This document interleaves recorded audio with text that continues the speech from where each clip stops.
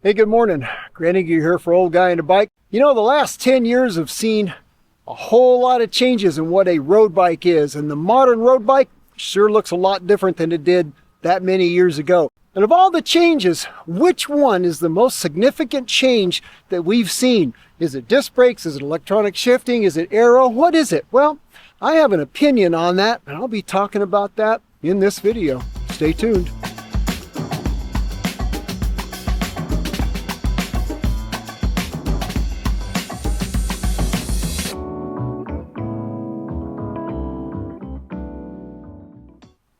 Isn't it beautiful here?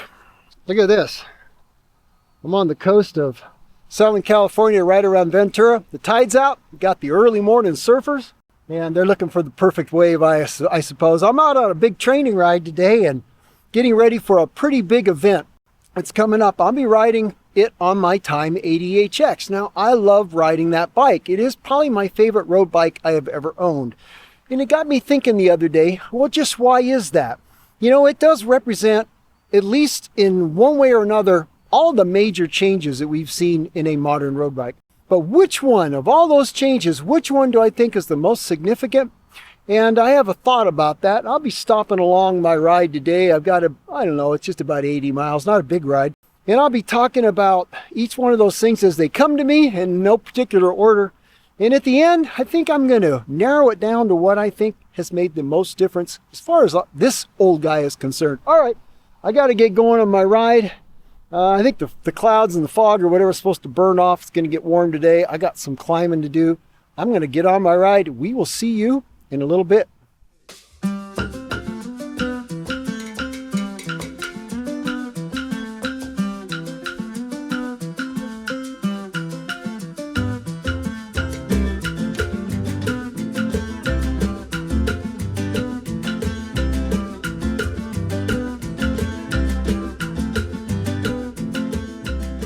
You've heard it, aero is everything.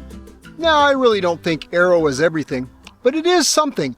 And what you've seen lately in the last few years of road bikes is people paying a whole lot more attention to aerodynamics, because the wind is something we fight more than anything else, unless we're going uphill and then maybe gravity wins. My Time 80HX isn't particularly an aero bike, not a race bike either in that sense, but it does have a semi-integrated set of brake hoses and things, so it looks neat and tidy.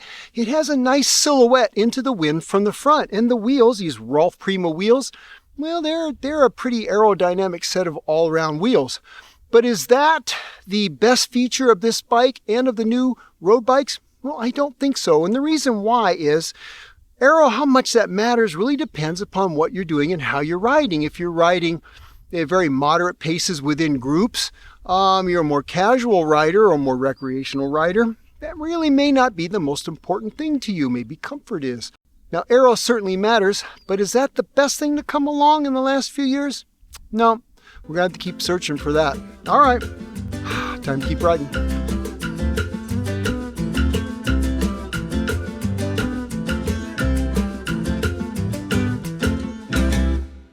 So if it's not aerodynamics, well then what is it? Well, how about electronic shifting? That's certainly made a big splash on the scene in the last 10 years, like this SRAM force shifting that I'm using here. Well, you know, some bikes these days, you can't even get them to use mechanical shifting. They're just not built. The frames aren't built for it. Is that a good thing or a bad thing? Well, there's some great things with electronic shifting. I mean, I would rather push a little shifty clicky button than I would swing a big old lever. You know, the other day we did a 4-hour gravel bike ride with a single tracky kind of setup, so it was almost mountain bike-ish. We shifted over 1,000 times on that ride, 1,000 gear changes, and that was just the rear cassette. Now, which would you rather do? Push a little clicky button with 3 or 4 different fingers, whichever is handy, or move a big old lever 1,000 times? But you know what? Electronic shifting, it's expensive, isn't it? Some people simply don't want it. And the thing is, mechanical shifting works really, really well. Now, the state of the art of mechanical shifting before electronic came along, pretty darn good. Even the new SRAM Force 22 stuff I use shifted very reliably. And I have over 6,500 miles on one set of shift levers and the same derailleur. And all I ever did was replace cables. It works just fine. So no, as good as electronic shifting is, it's not for everybody. it's not as affordable, and it is not what I have in mind as the best thing to come along in the last 10 years. All right, go to finish my payday bar. I'll get down the road. I'll think a little bit more as I'm riding. We'll see you at the next stop.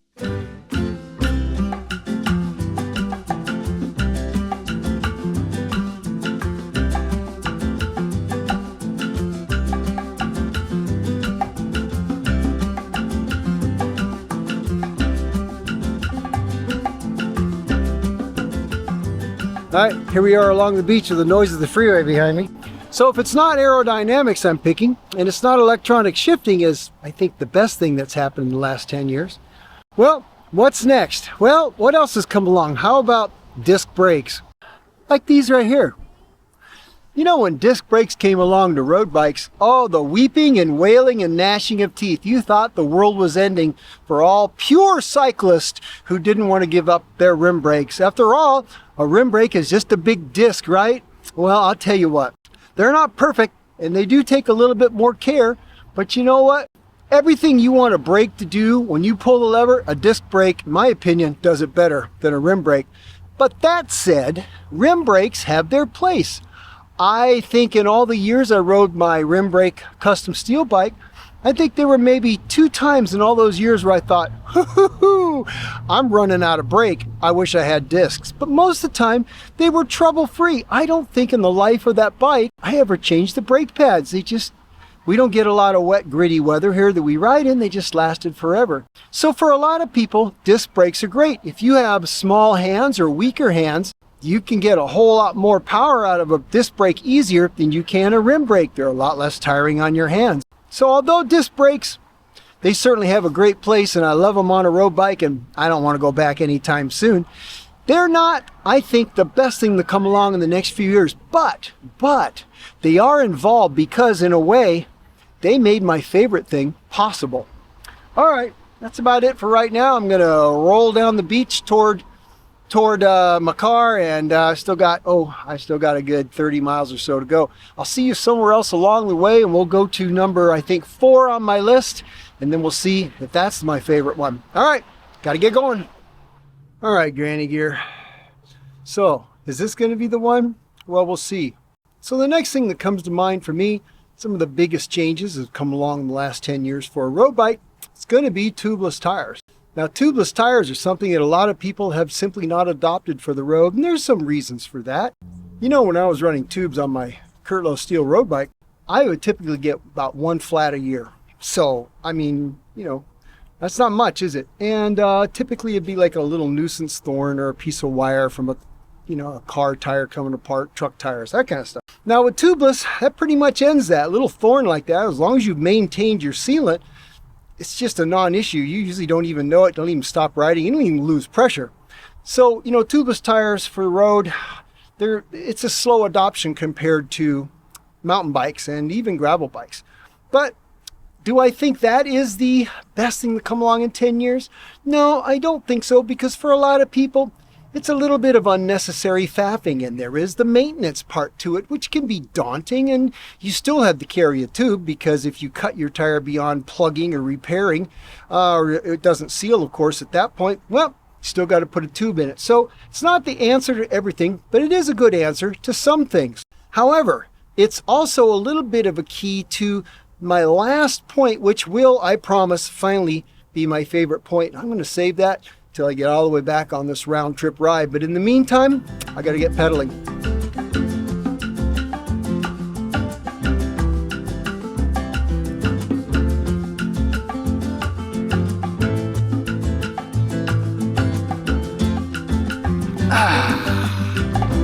Well, all right, we're almost full circle. Just down this little beach path, and I'm back to the car, and the guy with the coffee cart is still there. I'm in. 65 miles, supposed to have been 80, but man, they were working on the roads, like road closures everywhere. I just didn't want to deal with it on the return trip, so I cut it a little short. All right, let's wrap this up, shall we? Number 5 on my list and final. What do I think is the biggest thing we've gained in the last 10 years in the modern road bike movement, shall we say? Well, I'll tell you what it is. This big old black thing right here. It is a high volume tire for the road, run at appropriately low pressures. Yes, far as I'm concerned, that is the number one, and I'll tell you why. First of all, aero. Like I said, aero is not something to be taken for granted.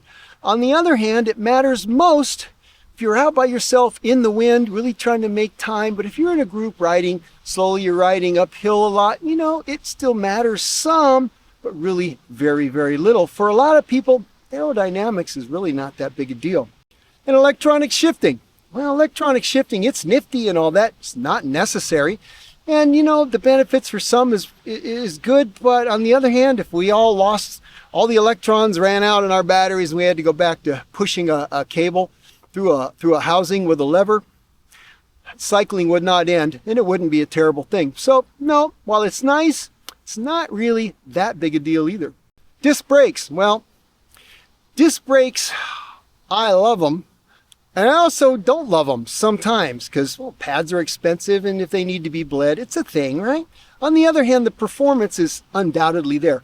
But here's really cool about disc brakes, is what disc brakes did when they came to road bikes, it decoupled the rim from being a brake surface, right? And when that happened, we could have rims of different shapes. You no longer needed a brake track. You didn't need to worry about ruining your carbon rims or running out of brakes because you overheated your carbon rims, etc. You don't need special brake pads. All that went away. So the rim could be any shape, and it could be very, very wide, externally and internally. Tubeless. Well, tubeless is certainly something, but it's not a necessary thing either, right? Depending where you live, like if you live like in Tucson, I can't imagine riding around there in places like that in the desert cities without being tubeless, because those little goat heads and the cactus thorns just make your life miserable. But in some places, that just isn't that big a deal. So tubeless is nice, but it also comes with its own little bag of necessary maintenance and stuff. However, what it did fall in line nice was with a modern carbon wide internal, wide external rim with these new crop of wide tires, 30 millimeters, 32 millimeters, poofy things running at, so this is a 30 millimeter specialized tire here. It measures at 32 and I'm running it at 60 pounds. And it rides amazingly well. The grace it gives you with bad pavement, potholes, cornering performance, braking performance, they're fast. They're faster than all get out. The pros are running 28s and 30s, and those guys and ladies, they are paid to win. So they're not going to do something that is proven to be slow. So here's my final thought on why big tires, get my top spot. Because you're not always shifting, you're not always trying to go fast into the wind, you're not always using your brakes, and you're not always going to get a flat. But you are always, always, always, always rolling on the set of tires that you have on your bike. They are working for you 100% of the time. Even if you're not trying to go fast, they are doing their job. They're keeping you connected to the ground. And a modern, wide tire on a road bike with the clearance for it, run tubeless at a appropriately low pressure, let me tell you, boys and girls, that is a magic carpet ride. And as far as I'm concerned, that is the best thing to happen to modern road bikes in the last 10 years. And that is it for right now. I'm going to go enjoy the beach for a minute here, and maybe in my future, there's a coffee cart. All right, you guys have a great week and/or weekend. This Tech Tuesday is done and dusted. You guys take care and go ride your bikes.